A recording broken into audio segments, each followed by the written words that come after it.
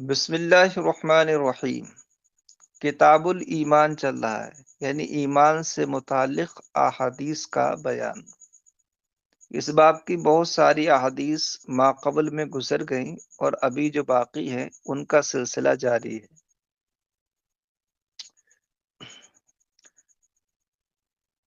فرماتے ہیں وعن سفیان بن عبد اللہ الثقفی قال قلت یا رسول اللہ صلی اللہ علیہ وسلم قل لی فی الاسلام قولا لا اسأل عنہ احدا بعدك وفی روایت غیرک قال قل آمنت باللہ ثم استقم رواہ مسلم۔ اسی طرح کی ایک حدیث پیچھے بھی گزر گئی کہ جس میں ایک ذکر تھا کہ ایک اعرابی حضور صلی اللہ تعالی علیہ وسلم کی بارگاہ میں تشریف لائے اور عرض کیا رسول اللہ مجھے کوئی ایسا عمل بتا دیجیے جس کے ذریعے میں جنت میں داخل ہو جاؤں۔ تو حضور نے پورا بیان کیا تھا، تو انہوں نے پھر قسم کھا کر کہا تھا کہ اس پر نہ میں کچھ زیادہ کروں گا اپنی طرف سے نہ کچھ کمی کروں گا۔ تو جب وہ چلے گئے تو حضور نے فرمایا کہ جس شخص کو یہ بات پسند ہو کہ وہ کسی جنتی مرد کو دیکھے تو وہ اس شخص کو دیکھ لے جو ابھی مجلس سے گیا ہے۔ اس معنی مفہوم کی حدیث پیچھے گزری تھی، یہ جو حدیث ہے یہ بھی اسی طرح کی ہے۔ اس کے راوی حضرت سفیان ابن عبداللہ ثقفی ہیں۔ ان کا پورا نام سفیان ابن عبداللہ ابن ربیعہ ہے اور ان کی کنیت ابو عمرو ہے۔ طائف کے قبیلہ بنی ثقیف سے ان کا تعلق ہے۔ حضرت عمر فاروق اعظم رضی اللہ تعالیٰ عنہ کے زمانہ خلافت میں یہ طائف کے حاکم بھی رہے تھے۔ 5 حدیثیں ان سے مروی ہیں۔ مصنف کہتے ہیں اور حضرت سفیان ابن عبداللہ ثقفی سے مروی ہے، آپ نے فرمایا کہ میں نے اللہ کے رسول صلی اللہ تعالیٰ علیہ وسلم سے عرض کی قل لی فی الاسلام قولا، کہ حضور میرے لیے اسلام کے بارے میں کوئی ایسی بات ارشاد فرما دیں لا اسأل عنہ احدا بعدک، کہ میں اس بارے میں آپ کے بعد کسی سے نہ پوچھوں، وفی روایت غیرک، اور ایک روایت میں ہے کہ آپ کے علاوہ کسی سے نہ پوچھوں۔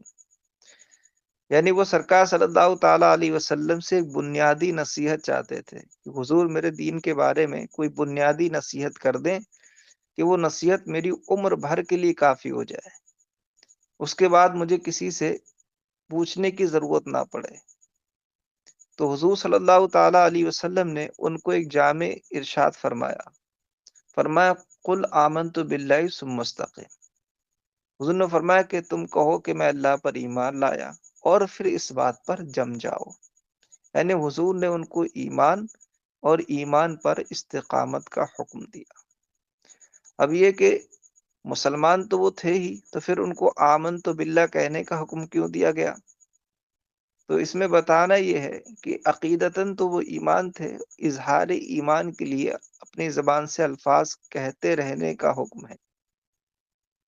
یعنی اللہ تعالیٰ کی توحید اور حضور کی رسالت کی جو کلمات ہیں، کلمہ طیبہ وغیرہ، ان کا ورد انسان زبان پر رکھے اور اپنے ایمان کا اظہار اپنی زبان سے کرتا رہے۔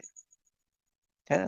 فرمایا آمن تو باللہ کہو، یا اس سے مراد یہ ہے کہ تم ایمان لے آئے ہو، یعنی سابقہ حالت جو انسان کی ہے بتانا۔ حضور یہ چاہ رہا ہے کہ تم نے جب یہ کہہ دیا کہ میں اللہ پر ایمان لایا ہوں ثم مستقم، تو اب اس پر قائم رہو۔ استقامت کیا ہے؟ استقامت کے بارے میں صوفیہ کرام نے فرمایا الاستقامت فوق الکرامہ، کہ استقامت کرامت سے بلند درجے کی چیز ہے۔ بلکہ فرمایا کہ ولایت کرامت نہیں ہے بلکہ ولایت استقامت علی الدین ہے۔ صوفیہ فرماتے ہیں کہ اگر کوئی ولایت کا دعویٰ کرنے والا فضا میں اڑے اور اس کا قدم شریعت پر مستقیم نہ ہو، دین پر مستقیم نہ ہو، استقامت اسے حاصل نہ ہو، تو ولی نہیں شیطان ہے نا؟ کیونکہ شعبدے بازی تو کفار بھی کر لیتے ہیں، شعبدے باز بہت کچھ عجیب و غریب کر کے دکھا دیتا ہے، لیکن اللہ والے کا جو سب سے بڑا کمال ہوتا ہے وہ اللہ کے دین پر قائم رہنا، ہر حال میں دین کو فالو کرنا۔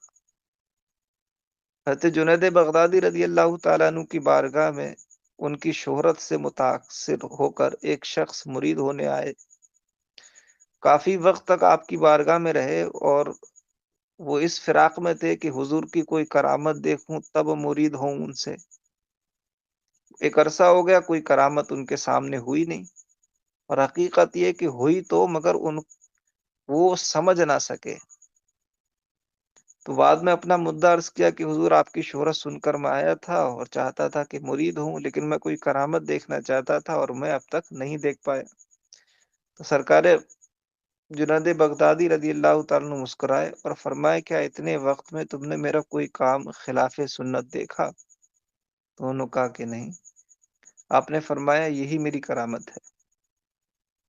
تو اصل چیز استقامت ہے، دین پر مستقیم ہو جانا، دین پر درست رہنا، جمنا، ہر حال میں فالو کرنا۔ بعض صوفیہ کرام نے استقامت کی تعریف اور تصوف کی تعریف یہ فرمائی کہ اپنے نفس کو اللہ رب العزت کی راہ میں قربان کر دینا، یہ استقامت اور تصوف ہے۔ اور جو انسان جب تک یہ نہیں کرے گا، اس کو درجہ ولایت اور اللہ کی جانب سے فضل و کمال کی دولت نصیب نہیں ہوتی ہے۔ تو حضور نے ان کو جب سے ایمان لائے ہیں تب سے لے کر جب تک زندہ رہیں دین پر مستقیم رہنے کی نصیحت فرما دی، مستقیم رہنے کا ان کو ارشاد فرما دیا۔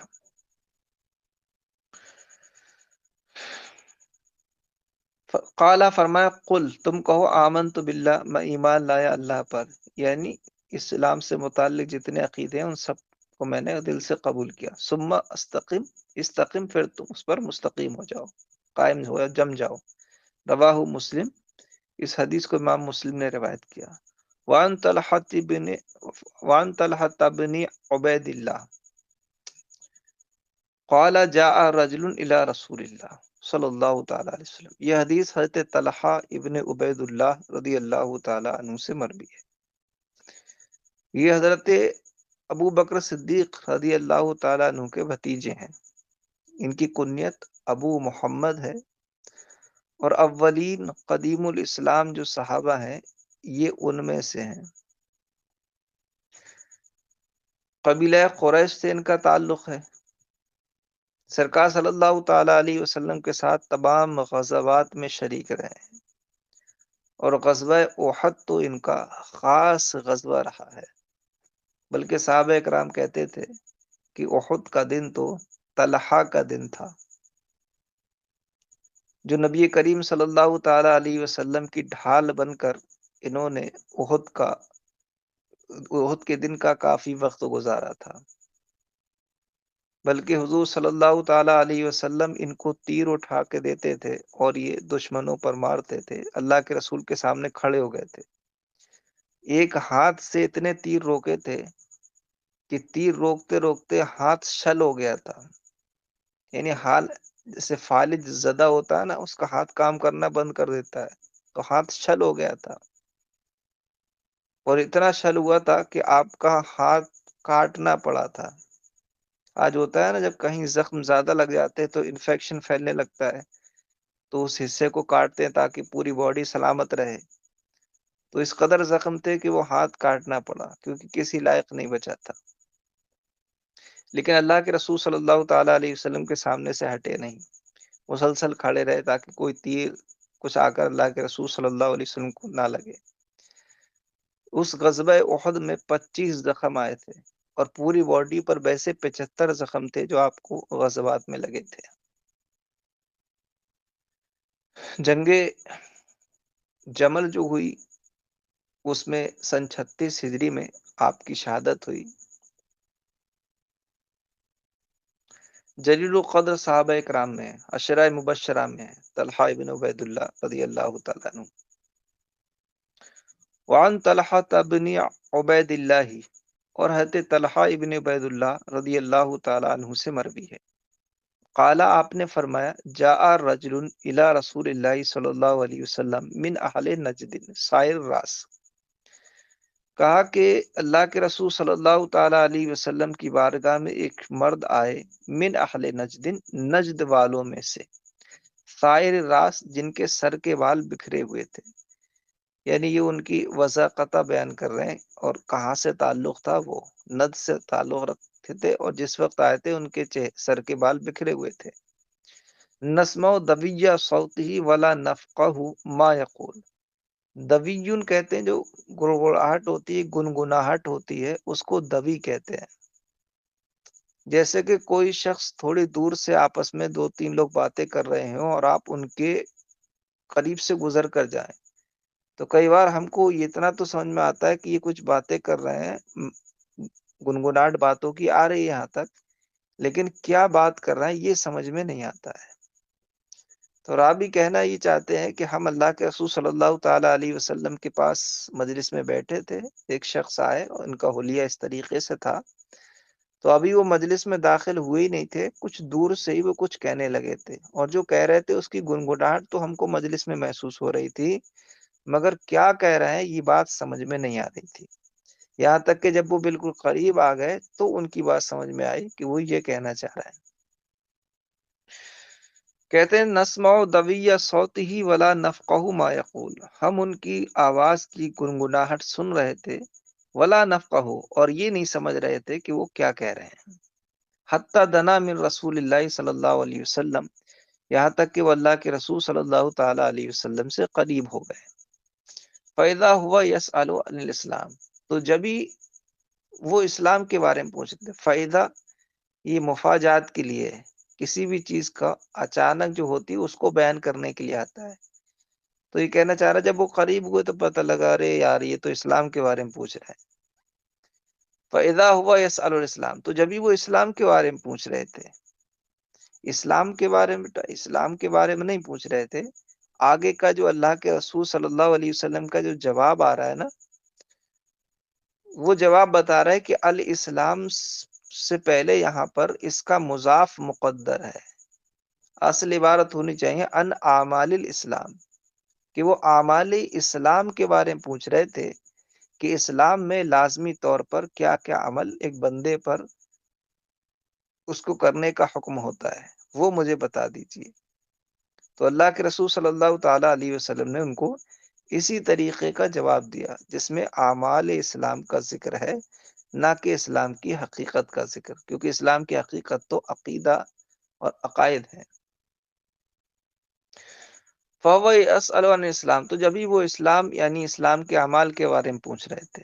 فقال رسول اللہ صلی اللہ تعالی علیہ وسلم، تو اللہ کے رسول صلی اللہ تعالی علیہ وسلم نے جواباً ارشاد فرمایا خمس صلوات فی اللیل فی الیوم واللیل، کہ 5 نمازیں ہیں رات اور دن میں، یعنی اسلام میں جو لازمی طور پر نمازیں ہیں وہ رات و دن میں 5 نمازیں ہیں۔ فقال هل علیہ غیرہن، تو انہوں نے عرض کی کیا مجھ پر ان کے علاوہ بھی نمازیں لازم ہیں؟ فقال لا، تو حضور نے فرمایا کہ نہیں، الا ان تطوع، مگر یہ کہ تم بطور نفل کرو، یعنی نوافل جتنے چاہیں پڑھو، مگر 5 نمازوں کے سوا کوئی نماز اور تم پر لازم نہیں ہے۔ اب رہا یہ کہ اس میں تو وطر کا ذکر نہیں ہے، عیدین کا بھی ذکر نہیں ہے، اور جمعہ کا ذکر بھی نہیں ہے، حالانکہ وہ بھی نمازیں پڑھی جاتی ہیں اور ان کا حکم بھی تاکیدی ہے۔ تو اس کا جواب یہ ہے کہ یہاں جو مراد ہے، حضور نے فرمایا کہ بطور نفل کرو، تو نفل سے مراد یہاں ہے جو فرض پر زیادہ ہو، یعنی جو فرض سے زیادہ ہو وہ، اور ظاہر سی بات ہے کہ عیدین اور وطر کی نماز فرض نہیں ہے بلکہ وہ واجب ہے، تو ان تطوع میں وہ داخل ہے۔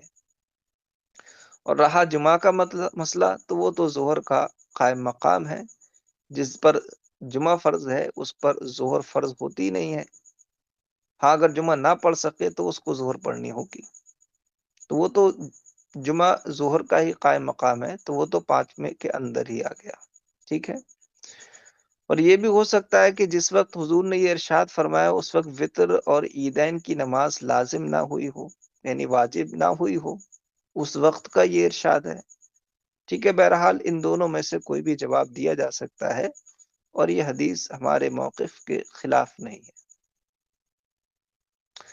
فقال هل علیہ غیرہن، تو انہوں نے عرض کی کیا مجھ پر اس کے علاوہ بھی کچھ نماز لازم ہے؟ فقال لا، تو حضور نے فرمایا نہیں، الا ان تطوع، مگر یہ کہ تم بطور نفل پڑھو۔ قال رسول اللہ صلی اللہ تعالی علیہ وسلم وصیام و شہر رمضان، اور اللہ کے رسول صلی اللہ تعالی علیہ وسلم نے فرمایا اور رمضان کے مہینے کے روزے ہیں، یعنی وہ بھی اسلام میں رکھنے ضروری ہیں۔ فقال هل علیہ غیرہ، تو انہوں نے عرض کی کیا مجھ پر اس کے علاوہ بھی روزے رکھنا لازم ہے؟ قال اللہ، حضور نے فرمایا کہ نہیں، الا ان تطوع، مگر یہ کہ تم بطور نفل کرو۔ اب رہا یہ کہ نظر کا روزہ رکھنا بھی واجب ہے، تو بیٹا وہ من جانب اللہ واجب نہیں ہے، وہ انسان کے اپنے فعل کی وجہ سے واجب ہوتا ہے، کہ جب اس نے نظر مانی ہے اور جس چیز کی نظر مانی تھی وہ ہو گئی، تو اس پر ضروری ہے کہ روزہ رکھے اگر روزے کی نظر ہے، تو اس پر جو وجوب ہوا وہ اس کے اپنے فعل کی وجہ سے، کہ اگر یہ نظر نہیں مانتا تو واجب نہیں ہوتا، تو وہ اس میں نہیں ہے، وہ اصل میں نفل ہی ہے۔ قال وذکر له رسول اللہ صلی اللہ تعالی علیہ وسلم الزکات، رابی کہتے ہیں اور اللہ کے رسول صلی اللہ تعالی علیہ وسلم نے ان کے لیے زکوٰۃ کا ذکر کیا، کہ اسلام میں اپنے مالوں کی ہر سال میں ایک مرتبہ زکوٰۃ دینا بھی فرض ہے، لازم ہے۔ فقال هل علیہ غیرہا، تو انہوں نے عرض کی کیا مجھ پر اس کے علاوہ بھی کوئی مال لازمی طور پر دینا ہے؟ فقال لا، تو حضور نے فرمایا کہ نہیں، الا ان تطوع، مگر یہ کہ تم بطور نفل کرو۔ اب یہاں بھی وہی اعتراض ہے کہ اس میں عشر، صدقہ فطر، قربانی وغیرہ کا ذکر نہیں، تو اس کا جواب وہی ہے کہ ان تطوع، بطور نفل کرو، اس سے مراد جو اس کا لغوی معنی ہے کہ فرض سے زائد ہونا، وہ معنی مراد ہے۔ اور یہ تینوں چیزیں، عشر ہے، صدقہ فطر، قربانی ہے، یہ عند الاسلام واجب ہیں، فرض نہیں، تو یہ فرض پر زیادتی ہے، فرض پر اضافہ ہے، تو ان تطوع میں یہ داخل ہے۔ یا ہو سکتا ہے کہ جس وقت کی حدیث ہے اس وقت یہ چیزیں واجب نہ ہوئی ہوں۔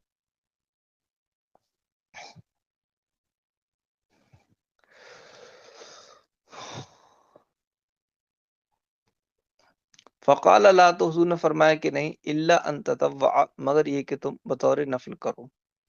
قال، رابی کہتے ہیں حضرت طلحہ، فادبر الرجل، کی جواب سن کر وہ شخص چلے گئے، وہو یقول، یہ کہتے ہوئے، واللہ لا ازید علی ھذا ولا انقص منہ، کہ باخدا میں اس پر کوئی اضافہ نہیں کروں گا اور نہ اس سے کچھ کم کروں گا۔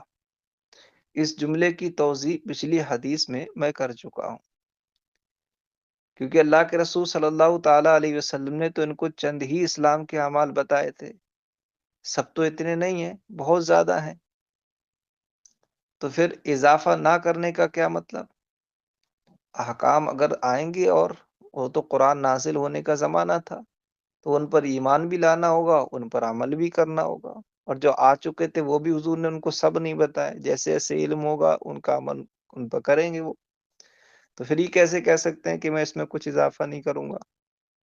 تو اس کی توضیح تشریح کر چکا ہوں کہ یہاں مراد ہے کہ میں اپنے پاس سے کچھ نہیں بڑھاؤں گا، جتنا حضور نے مجھے بتایا ہے میں اس کو اتنا ہی رکھوں گا، اور نہ اپنی طرف سے اس میں کچھ کمی کروں گا، جتنا ہے اتنا ہی رکھوں گا۔ اگر اللہ تعالیٰ کی جانب سے، اللہ کے رسول کی جانب سے کچھ احکام آتے ہیں تو ان کو میں فالو کروں گا، لیکن ابھی جتنے بتائے ہیں میں اتنے ہی کروں گا، اپنی طرف سے کچھ مجھے بڑھانا نہیں۔ یا اس جملے کا مطلب یہ کہ چونکہ پہلے لوگ آتے تھے قبیلے سے، ایک دو لوگ حضور کے پاس، اور وہ احکام سیکھ کے جاتے تھے، پھر اپنے قبیلے والوں کو بتاتے تھے، تو مطلب یہ ہے کہ میں اپنے قبیلے والوں میں جب ان احکام کی تبلیغ کروں گا تو انہیں جتنی حضور نے مجھے بتایا ہے اتنا ہی بتاؤں گا، اس میں نہ کچھ میں اضافہ کروں گا نہ کچھ کمی کروں گا، یہ مطلب ہے۔ واللہ لا ازید علی ھذا ولا انقص منہ، باخدا کہ میں اس پر کچھ اضافہ نہیں کروں گا اور نہ اس سے کچھ کم کروں گا۔ فقال رسول اللہ صلی اللہ تعالی علیہ وسلم، تو اللہ کے رسول صلی اللہ تعالی وسلم نے فرمایا، افرح الرجل ان صدقہ، کہ مرد کامیاب ہو گیا، ان صدقہ، اگر وہ سچا ہے اپنی بات میں۔ متفق علیہ، یہ حدیث متفق علیہ۔ بیٹا پیچھے بھی حدیث اس طرح کی گزری ہے جس میں حضور نے فرمایا کہ جس کو جنتی مرد دیکھنے کی خوشی ہو وہ ان آدمی کو دیکھ لے جو ابھی گئے ہیں۔ انہوں نے بھی یہی جملہ بولا تھا، واللہ لا ازید علی ھذا ولا انقص۔ یہاں بھی سرکار نے ان کی کامیابی کی خبر دی، لیکن شرط کے ساتھ، ان صدقہ، آدمی کامیاب ہو گیا ان صدقہ، اگر وہ سچا ہے۔ ان دونوں حدیث کا طرز بتا رہا ہے کہ اہل نجد پہلے ہی سے بہت زیادہ معتبر اور معتمد نہیں سمجھے جاتے تھے۔ یہ جو صاحب آئے تھے ان کا تعلق نجد سے تھا نا، تو حضور نے ان کے لیے بھی کامیابی کی خبر دی ان صدقہ کی شرط کے ساتھ، جبکہ پچھلی حدیث میں جن صاحب کا ذکر ہے انہیں حضور نے مطلقاً جنتی کہا تھا، وہاں کوئی بھی شرط نہیں لگی تھی۔ تو یہ شرط لگانا محدثین نے فرمایا کہ عدم اعتباری کی جانب اشارہ ہے کہ اہل نزد شروع سے ہی قابل اعتماد، قابل اعتبار اس درجے میں نہیں ہوتے ہیں جس درجے میں اور قبیلے والے ہوتے ہیں۔ یہ نزد وہی علاقہ ہے جس کے لیے حضور نے برکت کی دعا نہیں فرمائی تھی۔ جب آپ ملکوں کے لیے برکت کی دعا کرنے لگے تو آپ نے فرمایا اللہم بارک لنا فی شامنا و یمننا۔ وہاں کچھ نجد کے لوگ موجود تھے، انہوں نے عرض کیا رسول اللہ وفی نجدینا، اور ہمارے نجد میں۔ حضور نے پھر وہی دعا کی اللہم بارک لنا فی یمننا و شامنا، انہوں نے پھر کہا رسول اللہ وفی نجدینا، حضور نے پھر کوئی جواب نہیں دیا۔ پھر وہی دعا کی اللہم بارک لنا فی شامنا و یمننا، تو انہوں نے پھر کہا یا رسول اللہ وفی نجدینا، اور ہمارے نجد میں۔ تو حضور نے فرمایا کہ ہنالک زلازل، کہ وہاں زلزلے ہوں گے، وَيَطْلَعُ قَرْنُ الشیطان، اور وہاں سے شیطان کا گروہ نکلے گا، اور جو گروہ تقریباً 1200 سال بعد وہابیہ کی شکل میں محمد ابن عبد الوہاب نزدی کے ساتھیوں کی شکل میں نکلا، جس نے پورے دنیا میں گمراہی اور لادینیت، بد مذہبیت پھیلائی۔ ٹھیک، تو اللہ کے رسول صلی اللہ تعالیٰ علیہ وسلم پر روشن تھا۔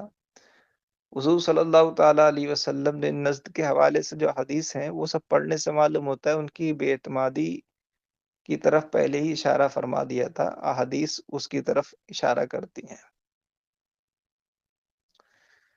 حضور نے فرمایا ان افرح الرجل ان صدقہ، مرد کامیاب ہو گیا اگر سچا ہے۔ متفق علیہ، یہ حدیث متفق علیہ، یعنی بخاری اور مسلم دونوں نے اس کو روایت کیا ہے۔